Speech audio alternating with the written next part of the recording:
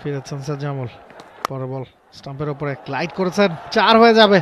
Taskin ছুটছেন, but স্বাভাবিকভাবে তাসকিনের উপরে কিন্তু তাদের, এবং এই বলটি কিন্তু বেশ বাইরে ছিল।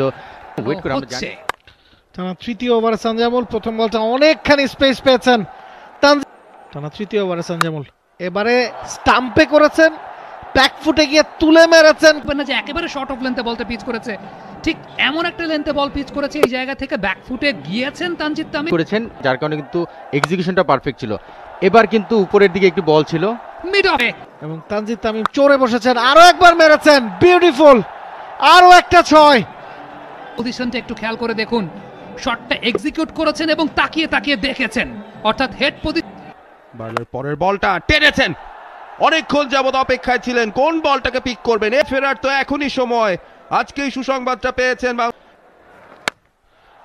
এবার কিন্তু তানজিদ তামিম মিড উইকেটের ওপর দিয়ে আউট করছেন। লিটন দাস কিন্তু 81 রানে রয়েছেন, একটু দেখে শুনে খেললে আজকের যে রয়েছে 5 জন ফিল্ডার বাউন্ডারির সীমানায়, কিন্তু 6 কি বাঁচাতে পারবেন? পারবেন না। লং হয় তানজিদ তামিমের ব্যাট থেকে পঞ্চম ছক্কা, এত সুন্দর পিক আপ বলের। 23টা রান দরকার তার 100 করার জন্য। প্রথম বলেই 6 মিড উইকেট দিয়ে রান, সেই জায়গায় হয়তোবা যাওয়ার সম্ভাবনা আছে। কিছুই নেই স্পিনারদের জন্য। সোহাগ গাজী বলটা ঝুলিয়েছিলেন কোন এনামূলক বিজয়, দাঁড়িয়ে দাঁড়িয়ে দেখছেন, দেখা ছাড়া আর কোনো গতি নেই। হয়েছে এবারে তানজিদ তামিম আছেন, ফুল টস, পয়েন্ট দিয়ে চালিয়েছেন, 4 পাবেন।